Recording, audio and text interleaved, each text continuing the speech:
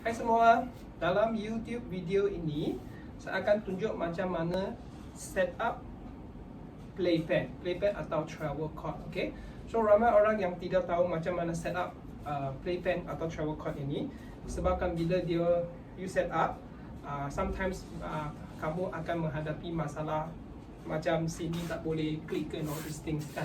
Okay, saya akan tunjuk macam mana. Yang ini sudah set up kan. Okay, so biasa sudah set up. Okay, di sini adalah untuk dia punya butang untuk tutup. 1, 2, 3, 4 tempat ni. Dengan sini ada satu lagi benda untuk kamu tarik. Okay, so untuk sekarang kamu tak boleh tekan dekat sini disebabkan ini sudah dekat bawah, sudah flat. Okay, so macam mana kamu nak tutup? Keluarkan ini, baru kamu dapat tekan ke semua.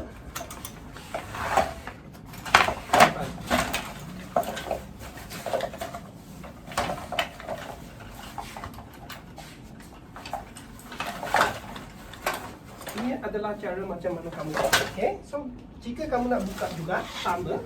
Okay, kamu perlu pastikan tempat ini lurus, baru kamu tekan yang ini. Okay, so sekarang saya terangkan.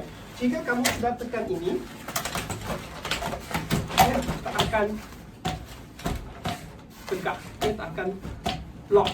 Okay, dia tak akan berkunci. Okay, jika kamu keluarkan ini,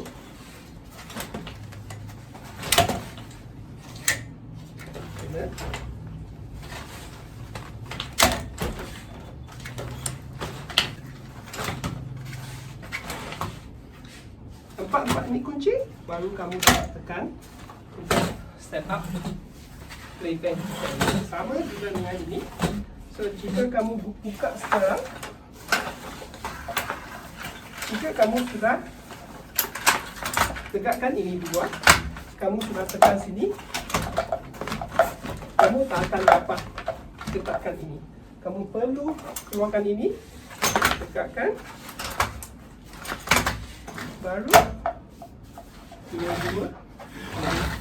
Okay, ini adalah cara yang betul untuk set up playpen atau travel cot. Okay, jangan lupa like and subscribe YouTube channel kami untuk lebih video. Okay, kita jumpa lagi.